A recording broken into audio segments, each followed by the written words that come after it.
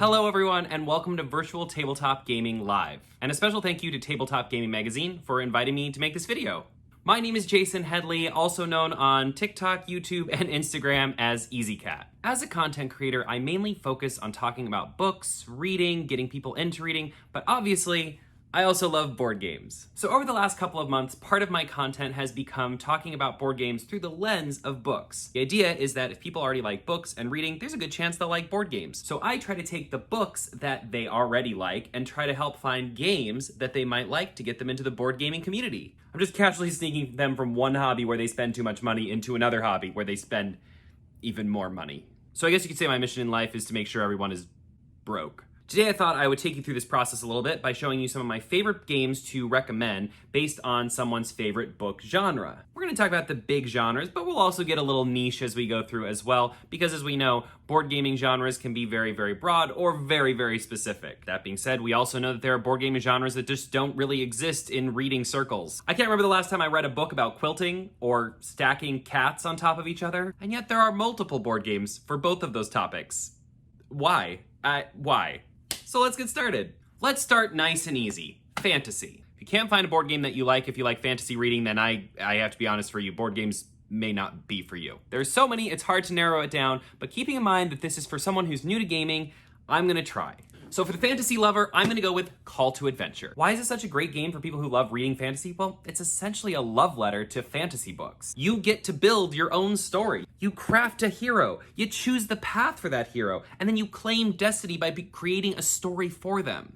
Not only that, but as some of you may know, there are expansions to this game. One that has story elements from The Name of the Wind, and then just recently they've released one that has to do with the Stormlight archives from Brandon Sanderson. So because of that, Call to Adventure is sort of like recommending Marvel Legendary to a Marvel fan. It's kind of a no-brainer. Oh, you like fantasy books? Why don't you play this board game that's about fantasy books? It's an easy transition. It's also an easy game to learn and an easy game to teach. I own over 400 board games. This is a board gaming convention online. I'm sure a lot of you have collections that are that size, if not bigger. And if there's one thing I've learned about getting people into new board games, it is important that the game is easy to learn, but my God, it's also important that the game is easy to teach. Because nothing sucks more than teaching someone new to board games how to play a really challenging board game. It literally hurts. It's physically painful. Let's keep going. If I talk about fantasy books, I of course have to talk about science fiction because I'm not a monster. Science fiction is also really easy to find games related to, but we're gonna try and narrow it down to just one for your new reader friends who are coming to game night for the first time. This one was really hard because I have so many sci-fi games that I like, but I think I'm gonna give it to Vindication. Now, Vindication is a little bit harder to learn and a little bit harder to teach, but sci-fi fans often really love that feeling of exploration, discovering new territories.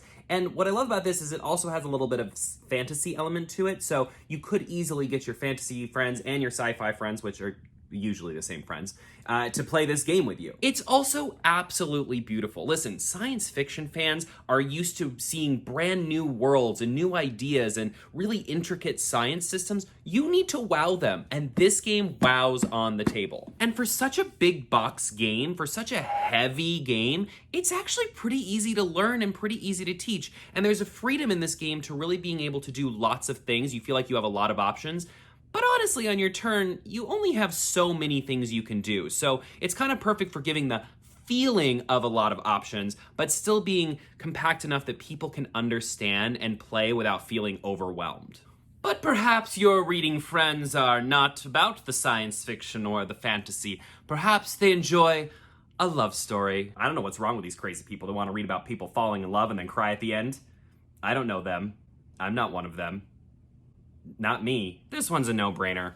Fog of Love. Now, this is only a 2-player game, but let's be honest, this is great for date night. It's a game that essentially has you go through stories about relationships, and you and the other person are playing the two people in the relationship, which, by the way, every single relationship in this game, the characters can be changed to fit any gender you want them to, which is really exciting. Which is great because it makes it really inclusive and fun no matter who you are or who you're playing with. But essentially this game really explores like miscommunication and, thinking one thing while your partner is thinking another and how that creates like discourse in a relationship. And every story is super unique. If you have a girlfriend or boyfriend or husband or wife that enjoys contemporary fiction or especially contemporary romance, this is a great game to get them into playing. It has a whole tutorial system that you can actually play together, so it's pretty easy to learn. And one of my favorite things about this game is that it really opens up a conversation after you play. Like, after you finish playing a game of this, you're gonna wanna talk about it and all the decisions that happen during it. And that's really fun because then the game lives on after you leave the table. Ah, but perhaps you like a whodunit, a little Agatha Christie, a little who did the murder, a little, why am I talking like this? God. Okay, there's definitely a game that I wanna mention, which is obviously Detective is a great game for this category. However, I do find that Detective can be a little bit intense sometimes for people. It can be a very long game, it can be very involved, and for the right group, it's perfect, but if you've got people who are newer to gaming, might I recommend Chronicles of Crime instead? Fun fact, all of our games are organized alphabetically, and this was on the top shelf, and I almost died getting it down just now.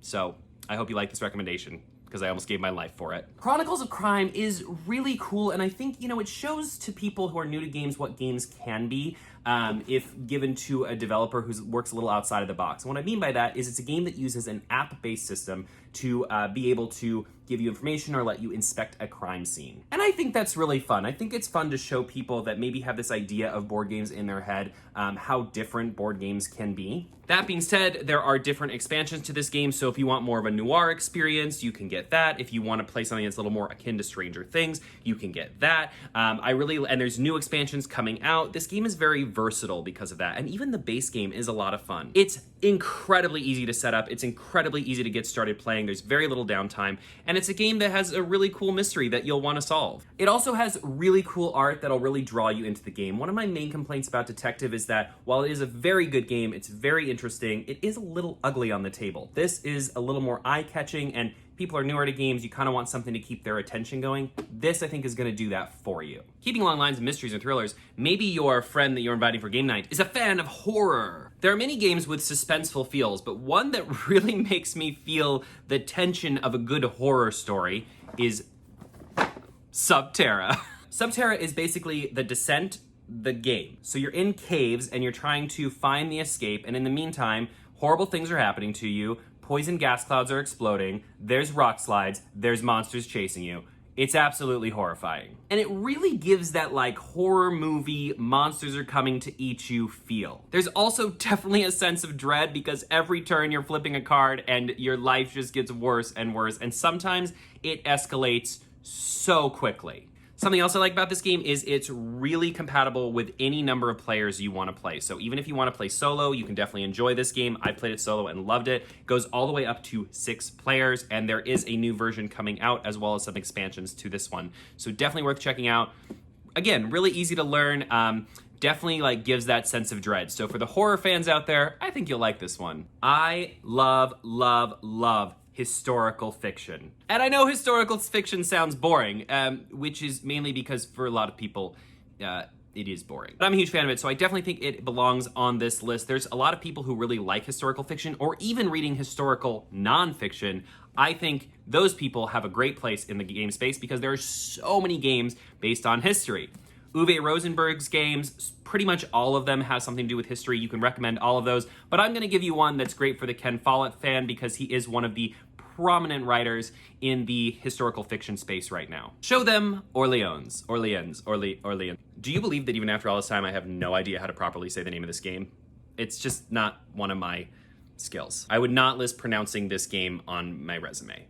I guess I wouldn't put pronouncing any game on my resume, because that would be weird. Orleans is a bag building game. You'll be reaching into your bag, you'll be pulling out little people to kind of build your village, but it definitely has that like historical feel to it of like the peasants and the different, monks and things like that, and it feels like creating or living in a world that is like 18th, 17th century London. Clearly, my reading of historical fiction has not given me much knowledge of history because I'm just naming centuries and hoping that they're correct. This just says medieval. It takes place during the medieval times, which are not post-evil or pre-evil, but mid-evil. Something I like about games like Orleans and any really like deck building, bag building, things like that they really are strategic, but you only have so much you can do on your turns, and your turns move really quickly. It's easy with a lot of Euro games, especially Uwe Rosenberg, who I adore,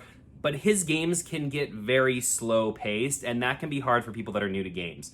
Orleans moves much quicker, and it's a great game for your newcomers to the table. Again, easy to learn, a little bit more strategic, a little bit more heady than some of the other games that we've talked about. But I think for your person who likes that history element and likes this type of theming, they're actually going to really enjoy that piece of feeling like they're making important decisions throughout the game. Not necessarily a genre, but more of a medium. Maybe you have a fan of comic books coming over to your house. There are so many absolutely incredible comic book games, but I'm going to give it to Marvel Legendary. Mainly because this was the first one I ever got, and I still love it. I think it's such a great game. I think Marvel is just so popular right now. I think it's easy to get people into Marvel games. I also really like DC deck building, but I do think DC deck building is a little bit more specific to a really hardcore DC fan, and I think that game has a few more nuances to it, and the game itself can be really long, whereas Legendary can be a lot shorter, a lot tighter of a game, and you can really kind of make it however short or long that you want. I also think the fact that this game has like a board built into the system really makes people feel like they're playing a board game as opposed to a card game. They really feel like they're invested in what's going on the table, and it does have that really like cooperative aspect to it, which is fun for people who are just getting into things like that. It's nice to feel like you can kind of rely on other people around you to kind of help you out a little bit as you get started in a game like this. The game also has a gajillion expansion. So whatever part of the Marvel universe they're into, you can easily find that in this and create a custom game for your friends. Like maybe your friends are really into X-Men. You can make that happen within Legendary. Maybe they want to do X-Men and Avengers. Maybe they want a mix of all these different things, and you can really customize this experience to that player, which is why I think it's a really, really great one. But again, if you have a group of friends that are really into DC, they absolutely just love like Wonder Woman, Batman, Superman, get DC deck building instead, because I think you're going to have just as fun of an experience. But I do think Marvel Legendary to me feels like a game that anyone could enjoy. I think to really love DC deck building, you do kind of need to be a little bit more of a DC fan.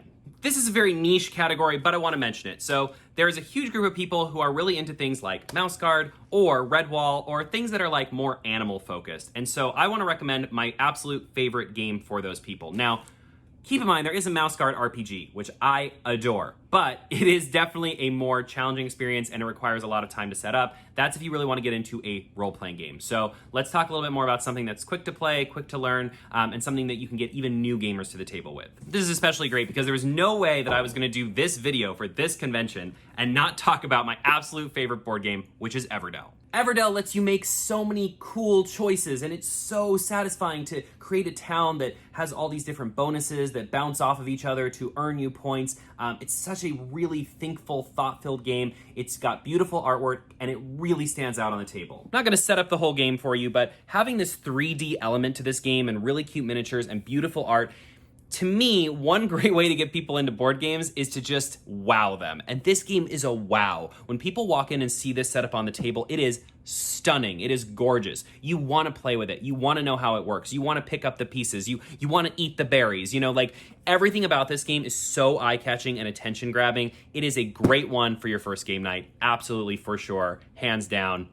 Love it. Check out Everdell. Of course, for your reading-loving friends, I can't possibly let this video go away without mentioning a game that probably a lot of your reading friends are going to love, which is Dungeons & Dragons. Now, maybe not specifically Dungeons & Dragons, but really any role-playing game. I think people who are reading a lot are really going to enjoy role-playing because they get to play characters, they get to experience a world, and they get to live in a story. The trick is just to make sure you're picking a role-playing game that is specific to the type of people you're playing with. But I think now more than ever, that's so easy. There's a role-playing game for everything. And a lot of systems, be it Dungeons & Dragons or the Genesis system, can really be customized to fit your friend group. So just keep that in mind if you're going to play a game like this. But anybody who's a reader, I think, is going to really enjoy something like this. And what's great about games like Dungeons & Dragons and about Genesis is you can make them as complex or as simple as you want them to be. If you want like a really light intro game, you can do that. If you have people who are fantasy or sci-fi fans and want something crunchier, you can do that too. They're really customizable and they're a great way to get people into game nights as well. And the transition from D&D to other board games is also super easy. So if this is your starting point, even better. Guys, thank you so much for having this little adventure with me. I love talking about books and board games and the synergy between the two. I think there's a lot in common. There's so much to be said for board games with great stories, board games that tell a story through how they play on the table. And I often find that people who love books, who love to read, are people who are already thoughtful. They like to really dig deep into the things that they love and the stories that are being told. And so they're great people to start getting into your gaming group and to really introduce more people to this hobby that we all love so much. As I said at the beginning, you can find me on TikTok, Instagram, and YouTube at Eezeecat, Eezeecat. I probably will have it here. If not, that's awkward, but it's probably there. I just want to say thank you one more time to Tabletop Gaming Magazine for having me and for allowing me to make this video, and I hope you all enjoy this amazing event.